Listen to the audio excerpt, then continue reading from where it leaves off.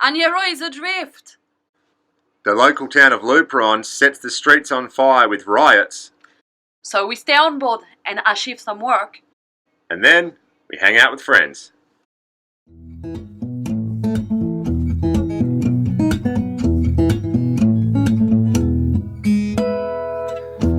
I keep on wondering if I'm okay. I reassure myself, but I keep on wondering away. I miss looking at you, and you miss looking at me. Amid distractions, I can find myself missing my sea, where I can go swim with the fish. Let's take you back to where we left you. What are you doing, buddy? Moo!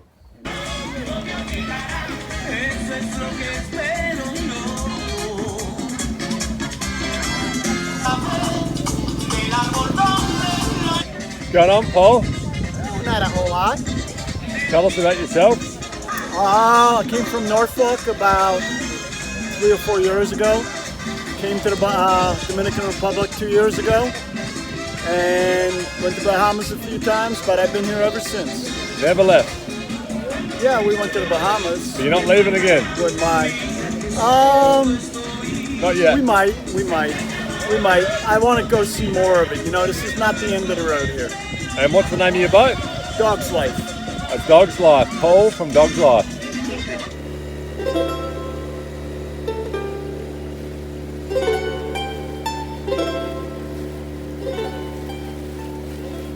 So it's Sunday morning. I've been spending the last week trying to arrange to get some manual labour done on the yacht, just to try and keep her in good condition and looking the goods, I suppose. So I've done my math, and obviously the time that I have, and I have a lot of time, and people will say, well, why would you go and hire labour when you can do it yourself? Well, the problem is, with a 40-foot catamaran, that's a lot of room to cover.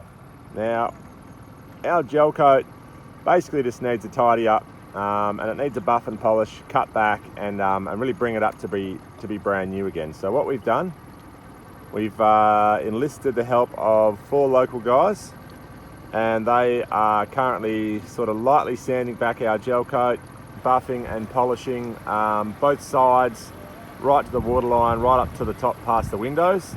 Labour here is a hell of a lot cheaper than labour anywhere else. They work from anywhere from $20 to $60 a day per person, and they usually try and quote you a job so they can get a little bit more money. These guys are working for less than $50 a day each, depending on how long it's going to take them. It could take them all day today, could take them tomorrow as well. There's 4 of them, and they're going pretty hard. So if you don't mind supporting the locals, not a necessity to get done for us to continue our journey, but you've got to keep on top of your maintenance. Morning, Alan. Morning. We had Paul and Veronica come over early this morning, and they've dropped off some tools, some buffers, some polish, some sanders, some hand tools, and Yoho's going to get a bit of work done on her in the next week. We've pulled up all of our teak slats across the aft, and we've left down the ones that are in better condition here and all around the table.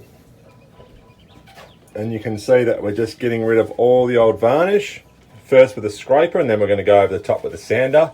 Hola. What are you doing? Still working? Still working. Looking good? And so we had a huge day yesterday, and we went and saw another young couple on a boat and said, do you guys want to go to town and get a beer and go to dinner? And they said, yeah, great, no worries. So we did that. And we've been there, we just had a beer, and about half an hour in, the phone rings. Someone says, Abel, you better get back to your boat, she's adrift. And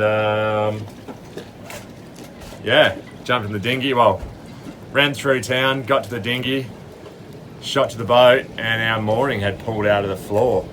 But I still don't know what has happened, but we were dragging our mooring. So we got there, it was didn't hit another boat. It was sort of pretty close. They were worried about it. It was heading towards the marina where all the dinghy dock and all the boats are. So someone sort of helped out, grabbed the line.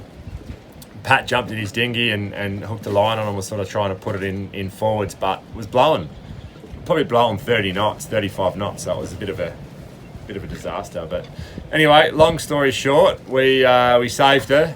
And we have a new view. And we're in a new anchorage mooring zone, so we've got a new view to wake up to in the mornings. It's not too bad. Okay, so it's about our 6th day of boat maintenance, and we need some more supplies. But the last 2 days, the town of Luperon's been having some problems. No one's happy with the government at the moment, and they've been rioting the street every night. Someone got shot last night, and things are getting pretty crazy around here. So we've had to wait till lunchtime to come to town to get supplies because this morning they were still rioting.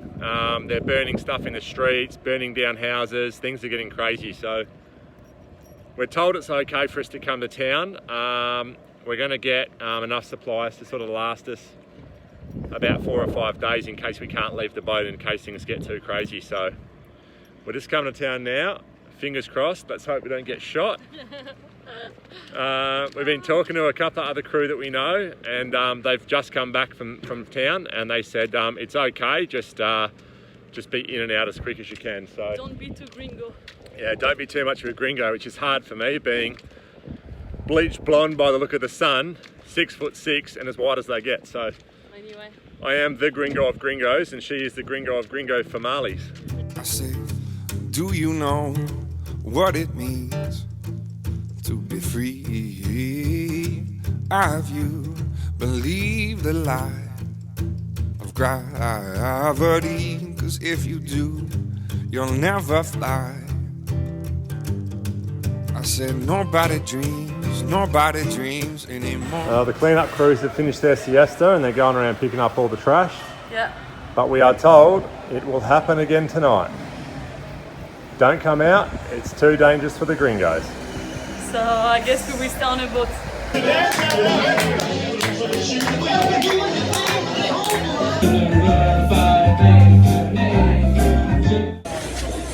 So the little corner over there is 100% clean. Yeah. Oh, They yeah. scrub it every night, and this guy is like guaranteed 100% legit. The Vedro it is.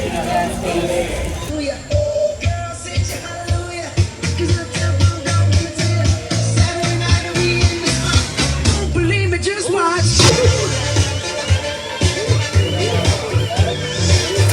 The color red, the blues. Shit. I'm a dangerous man with some money in my pocket. Keep up. So many pretty girls around me and they're waking up. Keep up. Okay. Magic. We have a fuel testing here. Yeah, because maybe somebody tell you or the guy Maldizo have a water. You know? No, nobody's safe, but we never know.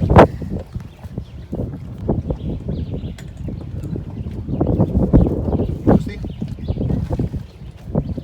Perfect. Now, Be clean. You checking out the water. Okay. You see? Color? Yeah. What does that mean? It means it's water. So when it goes to water, the colour changes. Oh. So before he dipped it in this deep, was perfect. But all the stuff he painted, that's how you know it's got water in the fuel. Ah. Was no water in the fuel. No. And I sell the water, I sell the diesel, separate. so Papo is the man. Thank you so much. If you come to Luperon, have a chat with Papo, hooks you up with the moorings, the water, the fuel, the food, the beer, everything you need. Bottom clean too. And the bottom clean, which we're having done as well. Yeah. Maybe somebody going for the airport or supermarket for Santiago to the playa. Papo's your man. Renting cars, motorbikes, whatever you need. 24 hours a day service. Yes. When your boat gets stuck in the mud, call Papo and he will pull you out, hopefully. All right, we have done it. We have finished our mega maintenance job. We sanded the gel coat back, buffed and polished the entire cockpit. All of this has been done. It's shiny and it looks brand new, and we are stoked with the outcome. It just goes to show that hard work does pay off. The last thing we need to do is get some acid and acid wash the floor, and we will have a beautiful looking cockpit. Well worth the effort, and we're stoked that we put the time in while we were stuck there in Luperon to do it. So this is what we've got ahead of us. We've got a big voyage all the way down to get to Puerto Rico through the Mona Passage, which is notoriously rough, turbulent water. Most people try and avoid it if they can. So the biggest problem is the wind. So this wind here continually blows really strong from the east, which means we cannot sail into it, and we've got nothing but dramas getting all the way down. So we've got this beautiful blue, light blue weather wind pattern, and it's basically saying it's going to be about 4 knots right in the middle of the Mona Passage, which is exactly what we need to happen. What we're thinking is we want to make it to Puerto Rico if we can, in one shot. 250 miles, around 50 hours of travel. If we can do that, we'll come straight across the top, all the way down to the bottom corner here. If we can't, just here there's a town called Samana, and that's going to be our next jump off point when that happens. So all we got to do is just watch this weather, and it just gradually gets better, but then as we get down here, it starts to build again. So we've only got a small window. We have about a 2.5 to 3 day window to make it happen. If we don't get there in this window, who knows how long we're going to be stuck for. Righto, the decision has been made. The weather looks good. And we're here. We've just called on the immigration. And we're waiting for them to come down. We're going to burn out of here tonight. And make our way towards Samana. So there's going to be 1, 2, 3, at least 3 boats, maybe a 4th, and we're pretty excited to see something new. It's white sandy beaches, blue water, and we're looking for something new. This town's been great, but time to go. Now we're going to get a despacho. And One town is so nice. The food, have you... So this is our last meal in Luperon, and I'll introduce everyone. Jess, Brent, Hola. Tom, Elaine, and we thought we were ordering a little bit of food, but it turns out there's a lot more. Gracias. Okay. Gracias. Yeah, good morning, mate. Looks like this wind has very, very slightly swung a little bit here, and we're just getting ready to, get stuff started. So if you guys are going to be ready to go soon, give us a yell, and we'll fire these motors up and get them to temp. I'll be ready in 10 minutes. Yeah, mate, sounds good. Hey there, we'll be ready in probably 15 to 20. Yeah, affirmative. It's no moon outside. It's very, very dark, and we're gonna go out of the channel. We had to wait 2:30 in the mornings, and the wind die.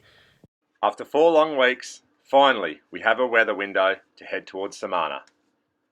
But halfway through, we change our plans and deviate course directly to Puerto Rico.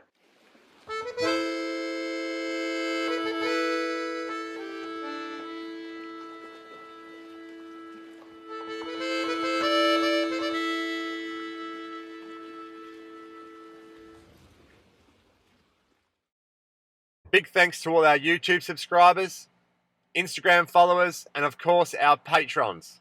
We cannot thank you enough.